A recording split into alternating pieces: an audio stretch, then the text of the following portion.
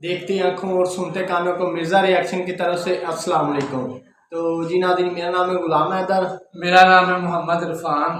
और आज का हमारा टॉपिक है कि ऐप के मुतल्लिक मालूमात और ऐप किस किस किसने तैयार मैप किसने तैयार की, किस आदमी ने तैयार की, और इससे हमें क्या फ़ायदा होता है, और इसमें एक्चुअली इंडिया की आबादी कितनी है, और ये इसमें हम अगर इसको इस्तेमाल करना हो तो इसका सही तरीक़ाकार क्या है और इसको सही तरीके इस्तेमाल कैसे करते हैं। तो नाज़रीन, चलते हैं हम आपके आज की अपनी वीडियो की तरफ। अगर आप हमारे चैनल पर नए हैं तो हमारे चैनल को लाइक करें, सब्सक्राइब करें और बेल आइकन क्लिक करें ताकि आप तक हर आने वाली वीडियो आप तक बर वक्त पहुँच सके।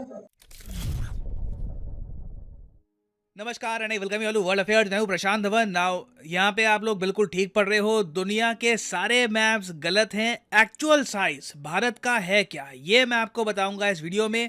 पहली बात तो यहाँ पे आप जो मैप देख रहे हो ना, ये वैसे आपको दिख रहा होगा, ठीक है, ये मैप बचपन से देखा है, स्कूल में देखा, कॉलेज में देखा, मगर ये मैप अगर हम बात करें प्रॉपर रिप्रेजेंटेशन की तो ये इनकरेक्ट मैप है। ये जो आप मैप देते हो गूगल का, ये भी गलत है। उसके अलावा वेरियस और टाइप्स के जो ये फ्लैट मैप्स आप देख रहे हो ना, ये इनकरेक्ट मैप्स हैं। क्योंकि यहाँ पर देखो प्रॉब्लम ये है कि ये सारे मैप्स बने हैं मर्केटर प्रोजेक्शन के हिसाब से। यहाँ पे आप जिस व्यक्ति की फोटो देख रहे हैं, ये हैं मर्केटर, बहुत ही फेमस जर्मन कार्टोग्राफर थे। ये कार्टोग्राफर मतलब कि वो आदमी जो मैप्स बनाता है। तो इन्होंने 1569 में, जी हाँ 500 साल के आसपास हो गए हैं, हम इन्हीं के बनाए हुए मैप इस्तेमाल कर रहे हैं। इन्होंने 1569 में एक खुद का मैप बनाया मर्केटर मैप के नाम से। नाउ इनके सामने प्रॉब्लम ये थी, इन्हें ये पता था, इस टाइम तक पूरी दुनिया में अच्छे से ये बात अप्रूव हो चुकी थी कि धरती गोल है, धरती चपटी नहीं है। ये बात साइंटिस्ट एक्सेप्ट कर चुके थे। मगर प्रॉब्लम ये थी कि जो सेलर्स हैं, ये कल को सेल कर रहे हैं, ये कल को यूरोप से जा रहे हैं, अफ्रीका जा रहे हैं, कहीं और जा रहे हैं, तो इनको एक प्रॉपर मैप मिलना चाहिए जिससे ये डायरेक्शंस तय कर पाए कि इनको कहाँ जाना है, कहाँ से ही आ रहे हैं। तो मर्केटर ने क्या किया कि जो एक गोल मैप है ना, उसको बना दिया एक सिलेंडर में, और उसके बाद जो लाइट का सोर्स है वो लिया 0 डिग्री पर, और उसके हिसाब से प्रोजेक्शन कर दी सारे मैप की एक चपटे पेपर पे, और इस तरीके से जन्म हुआ मर्केटर प्रोजेक्शन का 1969 में, जो 2023 में भी आपकी किताबों में आपको मिलेगा। ना इस मैप के साथ प्रॉब्लम देखो बहुत ही बेसिक है कि जो भी कंट्रीज आपको इस मैप के बीच में मिलेंगे, मतलब कि इक्वेटर के आसपास कंट्रीज मिलेंगे, उनका साइज आपको छोटा मिलेगा। ठीक है, उनका साइज बाय डिफॉल्ट छोटा हो जाएगा। जितना नॉर्थ या फिर साउथ में आप जाओगे, उतना कंट्रीज का साइज आपको बड़ा मिलेगा। तो एक्चुअली में क्या होता है कि ये मैप ना हमको दुनिया गलत तरीके से दिखाता है। इससे हमको ये लगता है कि नॉर्थ के जो देश हैं इनका साइज तो भैया बहुत बड़ा है, साउथ के देश बड़े छोटे हैं। एक बड़ी अच्छी वेबसाइट है इसको लेकर, वहाँ पे एनिमेशन से मैं आपको समझाता हूँ कि मैं क्या कह रहा हूँ यहाँ पर। नाउ इस पर्टिकुलर केस में ना मेरा फेवरेट एग्जाम्पल रहता है रशिया या फिर ग्रीनलैंड। पहले रशिया दिखाता हूँ, फिर ग्रीनलैंड दिखाऊंगा। आपको बड़ा सरप्राइज होगा जान करके वर्ल्ड मैप दिखता कैसे है और रियलिटी क्या है। अब देखो, रशिया बिल्कुल दुनिया का सबसे बड़ा देश है, नो डाउट अबाउट दैट। मगर जो अभी मर्केटर मैप में हमको दिखता है ना कि अरे वाह, रशिया तो मतलब इंडिया समा जाए, चाइना समा जाए, यहाँ पर Kazakhstan, Iran, Pakistan, Saudi Arabia सब आ जाए तब भी जगह बचेगी। रशिया तो बहुत ही बड़ा दिखता है यहाँ पर। मगर वही बात है, अगर मैं रशिया का, देखो ये नॉर्थ में है रशिया, अगर मान लो रशिया नीचे को होता, अगर मान लो इक्वेटर के पास होता ना, तो मर्केटर मैप के हिसाब से ये एक्चुअल साइज होता रशिया का। आप समझ पा रहे हैं आप कितना बड़ा डिफरेंस है, एक ह्यूमंगस डिफरेंस है। ये है डिस्टॉर्शन। मर्केटर मैप देखिए हमें फ़ायदा देता है कंट्रीज़ की शेप समझने में। आप शेप के हिसाब से देखोगे तो रशिया काफ़ी हद तक एक्यूरेट लगेगा। इंडिया की शेप प्रॉपरली दिखती है, चाइना की शेप दिखती है, बॉर्डर्स दिख जाती है, ठीक है, आइलैंड्स प्रॉपरली दिख जाते हैं। मगर साइज के हिसाब से इससे ज़्यादा भ्रामक मैप आपको शायद ही मिलेगा। अब रशिया को साइड करते हैं, रशिया से बड़ा उदाहरण लेते हैं ग्रीनलैंड का। ग्रीनलैंड को देखकर लोग बड़ा सरप्राइज फील करते हैं कि ये क्या है। ये है जी ग्रीनलैंड। नाउ ग्रीनलैंड अपने आप में 100% एक इंडिपेंडेंट कंट्री नहीं है, ये किंगडम ऑफ डेनमार्क का पार्ट है, मगर हम ग्रीनलैंड का एग्जांपल लेते हैं समझने के लिए कि मर्केटर मैप कितना ज़्यादा डिस्टॉर्टेड है। ठीक है, मैंने ग्रीनलैंड यहाँ पर टाइप किया और आप देखो, अगर मैं मर्केटर मैप के हिसाब से ग्रीनलैंड को इंडिया के पास लेके आता हूँ ना, तो मैं ग्रीनलैंड को इंडिया में फिट कर दूंगा। इतना छोटा है ग्रीनलैंड रियलिटी में, और इसको इक्वेटर के और पास लेके जाऊं तो इसका साइज और ज़्यादा सिकुड़ता रहेगा। याद रखिएगा, ये इक्वेटर यहाँ पे गुजर रहा है, इसके करीब जितना कोई कंट्री दिखेगा उतना साइज उसका आपको छोटा दिखेगा, जितना नॉर्थ को होगा उतना बड़ा दिखेगा। पाकिस्तान भी मैं आपको बता दूं, सिंस इंडिया के कंपैरिजन में थोड़ा सा नॉर्थ को है, तो पाकिस्तान भी जो इसका एक्चुअल साइज है उससे काफ़ी बड़ा दिखता है। पाकिस्तान भी साइज में काफ़ी छोटा है। फिर उसके अलावा कनाडा एक बहुत ही अच्छा एग्जाम्पल है। कनाडा अगर मैं इसको यहाँ पे हाईलाइट करूँ तो आप कहोगे ये तो बहुत बड़ा देश है, दिस इज मैसिव। ऐसा लगता है इसमें तो मतलब एक बार को चाइना और इंडिया वगैरह बहुत से देश समा जाए, बट रियलिटी नहीं है। This is the problem. इसलिए मैं कहता हूँ कि जो ये मैप्स हम यूज़ करते हैं इससे हमको reality, actual image world map की पता नहीं लगती। इसको अगर मैं नीचे लेके आऊँ तो ये रहा कनाडा आपका, आप देख रहे हो। अफ्रीका में बड़े आराम से फिट होता है, एशिया में बहुत ही आराम से फिट हो जाएगा अगर हम इसको प्रॉपरली इक्वेटर के आसपास रखें। तो ऐसे बहुत सारे देश आपको मिलेंगे, और ऐसा नहीं है कि ये सिर्फ नॉर्थ में है। ये जो मैं आपको एग्जांपल दे रहा हूँ, नॉर्थ में सिंस कंट्रीज ज़्यादा हैं तो मैं आपको दिखा पा रहा हूँ कि कई देश हैं। फॉर एग्जांपल ये इवन मैं फ्रांस को अगर आपको दिखाऊँ, ठीक है, फ्रांस तो आप हंस पड़ोगे, लगता है कि ठीक है ओके फ्रांस बड़ा देश है। नीचे लेके आओ, आप देखोगे यहाँ पर ऐसे लगता है कि कोई छोटा सा कोई टापू हो जो इतना सिग्निफिकेंट भी ना हो। तो इस तरीके से देखो बहुत सारे देश हैं जो साउथ में भी आपको मिलेंगे। अर्जेंटीना फॉर एग्जांपल, अगर मैं अर्जेंटीना को हाईलाइट करूँ, वैसे लगता है कि okay this is a big country, नहीं, इक्वेटर से दूर है, साइज़ बड़ा होगा इसका। इक्वेटर के पास लेके जाऊंगा इस मैप के हिसाब से, सिंस सोर्स ऑफ लाइट है 0 डिग्री पे है अकॉर्डिंग टू द इक्वेटर, तो आप देखोगे अर्जेंटीना भी बहुत ही छोटा देश आपको दिखेगा if you compare it to other countries. और देखो ये मैप सबसे ज़्यादा साइकोलॉजिकली ना हर्ट करता है हम इंडियंस को। हमारा देश बहुत बड़ा है साइज़ में। अभी आपको और मैप दिखाऊंगा, वहाँ पे इंडिया का एक्चुअल साइज़ जब आप देखोगे तो आपको समझ में आएगा कि ओके दिस इज़ अस, हमारा देश मैसिव है। अब मैं आपको चाइना का एग्जांपल दूँ, ठीक है, चाइना इक्वेटर से ज़्यादा दूर है कंपेयर टू इंडिया, तो चाइना भी ना साइज़ में हमको बहुत बड़ा दिखता है।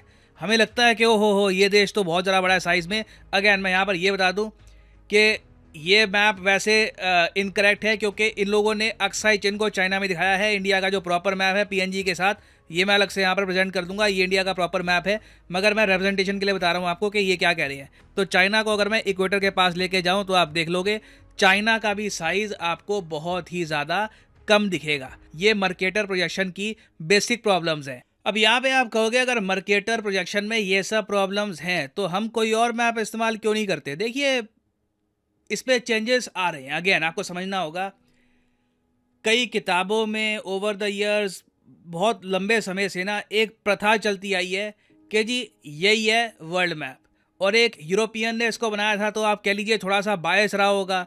उसने यूरोप को और यूरोप के जो नॉर्थ में कंट्रीज़ हैं उनको ज़्यादा ही बड़ा दिखा दिया।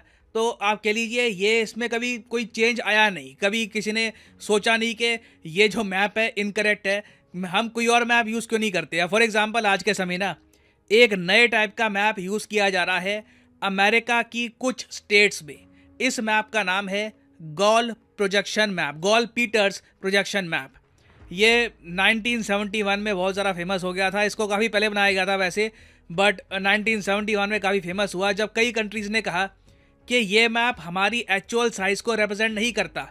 तो गॉल पीटर्स मैप ये है। गॉल पीटर्स मैप साइज़ की अगर हम बात करें ना तो बहुत ज़्यादा, 100% तो नहीं कहूँगा क्योंकि इन दी एंड थोड़ा बहुत डिस्टॉर्शन तो आपको मिलेगी, क्योंकि अगेन आप एक गोल चीज़ को, धरती गोल है, एक गोल चीज़ को आप एक फ्लैट जगह पे प्रोजेक्ट करोगे तो डिस्टॉर्शन होगी, उससे आप बच नहीं पाओगे। मगर बहुत ज़्यादा एक्यूरेट मैप है साइज़ के हिसाब से। अब यहाँ पे आप देख पाओगे इंडिया अलग ही आपको दिखेगा, और आप सोच रहे होगे अच्छा ठीक है इस मैप को एक्सेप्ट कौन करता है। बिल्कुल जैसे मैंने आपको बताया, बॉस्टन यूएस में एक सिटी है, यहाँ पर कई स्कूल्स हैं, ये धीरे धीरे अब ये मर्केटर मैप को ड्रॉप कर रहे हैं, इसकी जगह ये गॉल पीटर्स मैप को पढ़ा रहे हैं। उसके अलावा कई और यूनिवर्सिटीज़ हैं अफ्रीका में, साउथ अमेरिका में, वो कह रही हैं कि गॉल पीटर्स मैप ज़्यादा करेक्ट है अगर हमको प्रॉपरली समझना है कंट्रीज़ का साइज़। मगर इस मैप में एक प्रॉब्लम आ जाती है कि नॉर्थ और साउथ में जो देश है ना, इनकी इमेज जो है,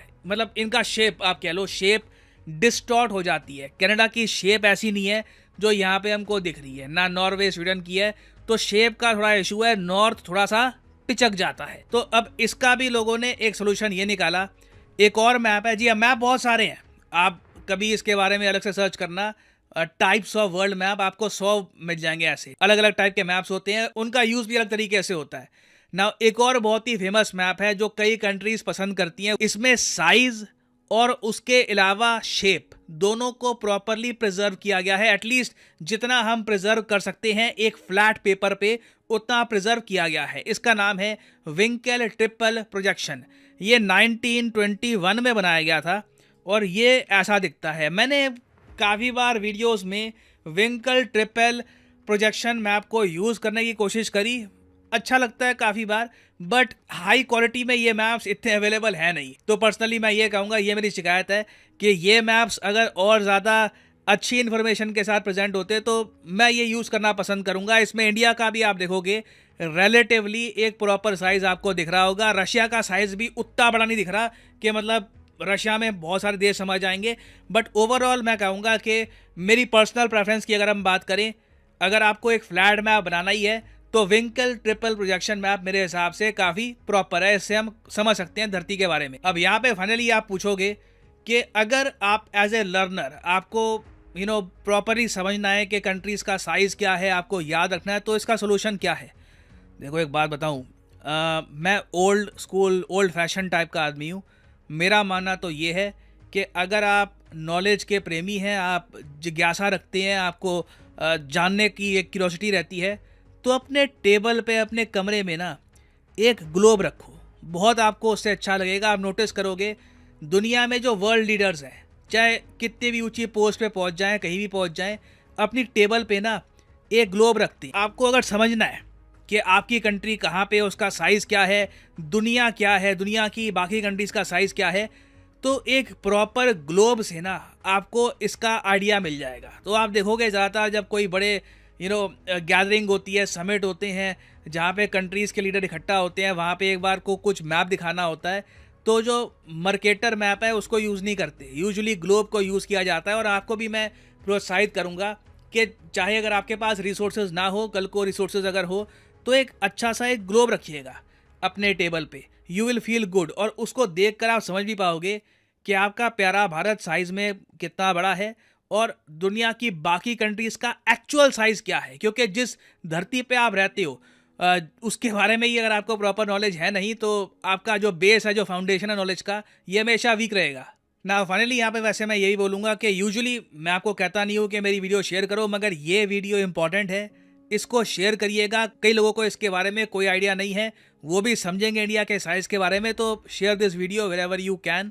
और फाइनली मैं वैसे आपसे क्वेश्चन यही पूछूंगा, आपके हिसाब से अंडरस्टैंडिंग के लिए बेस्ट मैप कौन सा है, मर्केटर मैप ये वाला, या फिर गॉल पीटर्स मैप ये वाला मैप जो यहाँ पे आपको दिख रहा है, या फिर विंकेल ट्रिपल प्रोजेक्शन मैप? लिखेगा इसके बारे में कमेंट सेक्शन में, मैं जानना चाहूँगा यहाँ पे आपका ओपिनियन भी।